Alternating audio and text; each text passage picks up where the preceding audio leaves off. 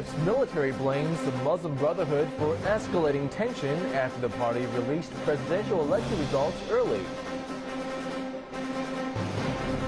Refugees in their own country will talk to one of hundreds of Syrians that fled home seeking refuge in Syria's capital. Leaders from Germany, France, Spain, and Italy hold a mini EU summit in Rome trying to piece the European economy back together. And on land and sea, we take a closer look at how Chinese throughout the country are preparing for this weekend's Dragon Boat Festival. Hello and welcome to CCTV News. I'm Julian Wakan in Beijing, where it's 11 p.m., it's 6 p.m. in Nairobi, and 11 a.m. in Washington, D.C. We begin this ruling military council has implied the Muslim Brotherhood are to blame for escalating tensions by releasing presidential election results early. It insists the recent decisions taken to grant the armed forces political and legislative powers are necessary for the running of the country. In a statement read out on Egypt's state TV, the military council said announcing the results of the presidential election before the official statement was unjustified and one of the main reasons behind the political division and confusion. The statement comes as tens of thousands rallied in Cairo's Tahrir Square to support the Brotherhood's candidate for president, Mohamed Morsi. Protesters are calling for the military to sign a constitutional declaration that grants the generals sweeping powers and strips the next president of much of his authority. And for the latest, we're joined on the line by our correspondent Adel Al-Mahrouki in Egypt. Adel, there's been various rumors floating around about the health of the former president. How's Mubarak's health right now? And is his condition going to affect Egypt's presidential election results?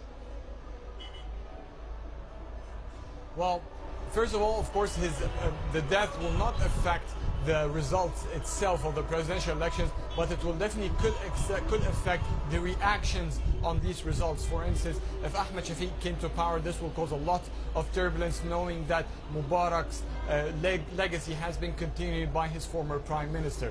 As the final news, there is what it seems to be deliberate intentions from the Supreme Council of the Armed Forces to create this confusion among the people and among the media as well. As we have heard, and many have talked to CCTV from inside the hospital itself, confirming Mubarak's death.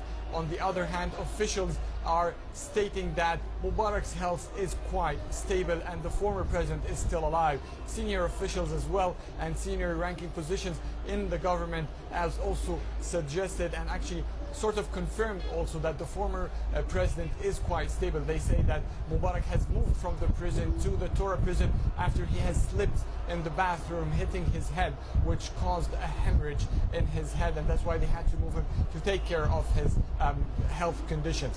Other than that, there hasn't been anything, and today there has been a statement from the Supreme Council of the Armed Forces responding to the protest here in Tahrir Square. So there is of course a tendency from the SCAF to respond in public and give statements when it comes to protests, but when it came to the former president's health, the SCAF keeps silent. We also know that the Egypt's ruling military council have criticized the two presidential candidates for making premature claims of the victory on Friday. It says it will stand by a decree limiting the new president's powers. Is that maybe a sign that no matter who finally wins the election, the military rule in Egypt will prevail? This is definitely what is going on in Egypt right now. In the past week, with the constitutional declarations, the Supreme Council of the Armed Forces has legislative powers of the parliament, complete powers, and at the same time they have several of the president's power, as in declaring war, for example. At the same time, they have appointed a manager for the president's office. He will supervise and monitor all the financials of the president's office, which should be, of course, something very determined by the coming president. So regardless of who is the coming president, Shafiq or Morsi, this is the condition that the SCAF is preserving at the moment. In its statement, the SCAF also said that people must respect the judicial rules that comes out and verdicts that come out from the court that led to the dissolvement of the parliament and the repetition of the parliamentary elections and the dissolution, of course, of the Constitutional Committee. At the same time, the statement of the SCAF today has proven and shown a direct message to all protesters here in Tahrir Square that nothing will change and all their demand has been refused. A matter that has reflected anger in Tahrir Square, and people said that they will continue in Tahrir Square over their dead bodies to leave until the SCAF leaves all the powers and the authorities it has given itself. Thank you, Adel. Adel Al-Mahrouki reporting to us from Cairo. Let's turn to Syria right now, where an activist monitoring group has said that 26 men believed to be pro-government Shabih militiamen have been killed in Syria's northern Aleppo province. A video link sent by the Syrian Observatory for Human Rights showed several men covered in blood and piled on top of each other on the side of a road. Many wore army fatigues, but some were just wearing T-shirts. Clashes took place between Syrian troops and armed rebels have become a daily occurrence across Syria. On Thursday, clashes in the capital Damascus and other areas across Syria claimed dozens of lives. Meanwhile, Syrian army soldiers are defecting and joining the opposition. A Syrian activist group said on Friday that 4 senior army officers have defected and joined the opposition. Russian Foreign Minister Sergei Lavrov says he's urged Syria's government to do more to implement the UN-backed peace plan. He added that foreign countries also need to urge rebel groups to stop the violence. After talks with Syria's Foreign Minister, Lavrov said the Syrian government was prepared to withdraw forces from cities and towns simultaneously with rebels and suggested Moscow seek support for such an agreement among other nations. The city of Homs has been a central area of conflict between Syrian government forces and opposition fighters. Thousands have fled their homes. Today, we take a closer look at how Homs refugees are struggling to get by after fleeing to the capital city. Yang Wei-han has a story. A group of refugees from Homs are taking shelter in Damascus, 100 kilometers away from their hometown. This unfinished hotel in the capital has been a shelter for more than 200 displaced Homs refugees. One former Homs resident recalled the day he fled from his hometown. Dead bodies. I saw dead bodies lying in the streets. I hurried home to grab 500 Syrian pounds and had no time to take any clothes out of fear of bombings and killings outside. I just wanted to escape. Ahmed said about 60 families escaped on January the 23rd, 2012. Most of them took nothing with them. With no relatives to help, they finally found this hotel. They are relying largely on the government for relief goods and continuing to wait. Ahmed said he's unsure what the future holds for his family and his hometown.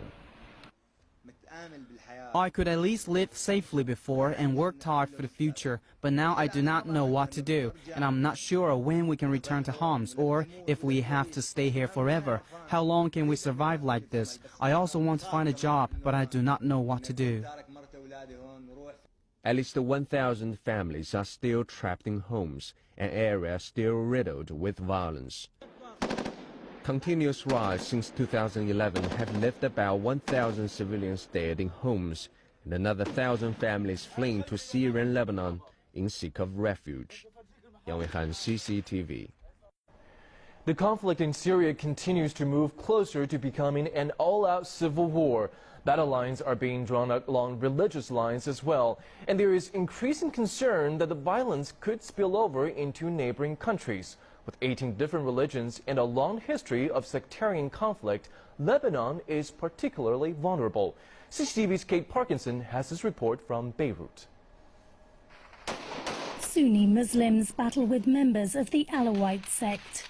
But this isn't Syria, this is Tripoli in Lebanon. And this sectarian battle earlier this month was the first sign that the Syrian conflict is spilling over into Lebanon. In Beirut, the city still bears the scars of Lebanon's 15 years of civil war. And with Syria's conflict escalating daily, there is increasing concern that it is reigniting similar sectarian divisions here. It is of no benefit to Lebanon that these frontier towns have turned into hotspots, smuggling routes for weapons, and an easy passage for fighters to come and go. Because of this, we could see an explosion of problems in Lebanon. There is no appetite for another war in Lebanon, and the Sunni-led government, backed by Syrian ally Hezbollah, has sought to distance Lebanon from its neighbours' bloody conflict. But this policy was severely shaken when 15 people were killed in the clashes in Tripoli and gunfights broke out in the streets of Beirut. I think Lebanese people want peace and want to stay away from what's going on in Syria.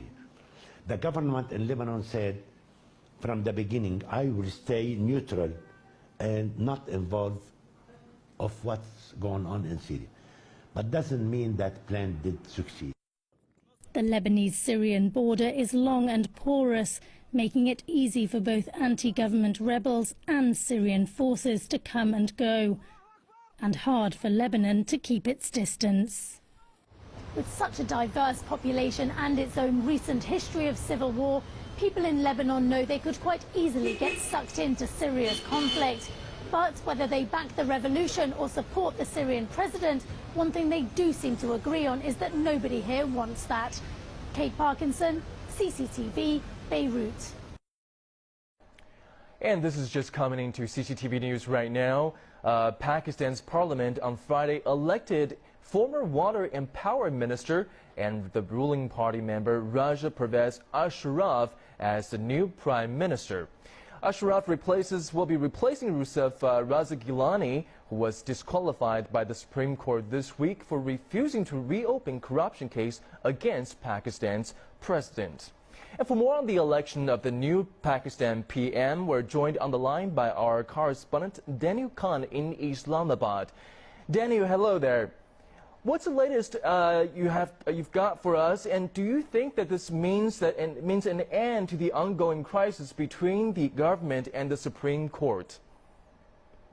Well, at this point in time, the news has come out that Raja Pervez Ashraf, who belongs to the ruling Pakistan People's Party, has been elected as the next new Prime Minister of Pakistan. He took about 211 votes, and Sardar Mehtab, who was representing and was nominated from the Pakistan Muslim League Nawaz, he took about 89 votes. And about Raja Pervez Ashraf's background, he is a former property dealer, and he was seeming to be the favorite of President Asif Ali Zardari, who was earlier nominated by the PPP as an alternative candidate, but now he has won the voting in the National Assembly and has become the next Prime Minister of Pakistan. But at this point in time, as you asked that whether there is going to be a confrontation between the Supreme Court and the government, especially the new Prime Minister, definitely analysts here in Pakistan are